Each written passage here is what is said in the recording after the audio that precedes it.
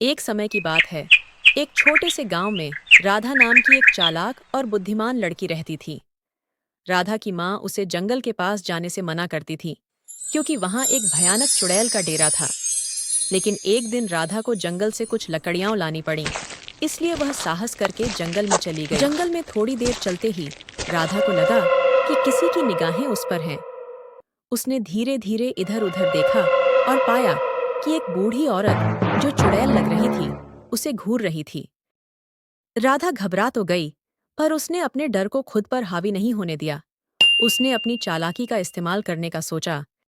चुड़ैल राधा के पास आती है और कहती है, मैं इस जंगल की रानी हूँ। जो भी यहाँ आता है, मैं उसे अपना नौकर बनाकर रखती हूँ। अब तू मेरे जंगल में आई है, मैं तुझे भी अपनी नौकर बनाकर रखूंगी। राधा ने अपनी चालाकी का इस्तेमाल किया और बोली, चाची, मैं तो आपकी मदद करने आई हूँ।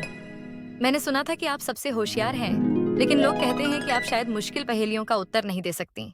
चुड़ैल, जो अपनी तारीफ सुनकर खुश हो गई, बोली। मुझे कोई भी पहेली दे दो, मैं सबका उत्तर दे सकती हूँ। उस पर राधा बड़े ही चालाकी से बोली, ऐसी चीज क्या है जो जितना बांटो उतनी बढ़ती जाती है? चुड़ैल ने बहुत सोचा, लेकिन वह उत्तर नहीं दे पाई। उसने हार मान ली और राधा से कहा, तुम जीत गई, अब बताओ इसका उत्तर। उसका उत्तर है प्यार और ज्ञान। जितना बांटो उतना बढ़ता है। चुड़ैल निरुत्तर हो गई और उसे अपना वादा निभाना पड़ा। राधा ने अपनी चालाकी से चुड़ैल को चकमा देकर अपनी जान बचाई और खुशी खुशी गांव लौट आई। गांव के लोग उसकी समझदारी की सराहना करने लगे और राधा की बुद्धिमानी की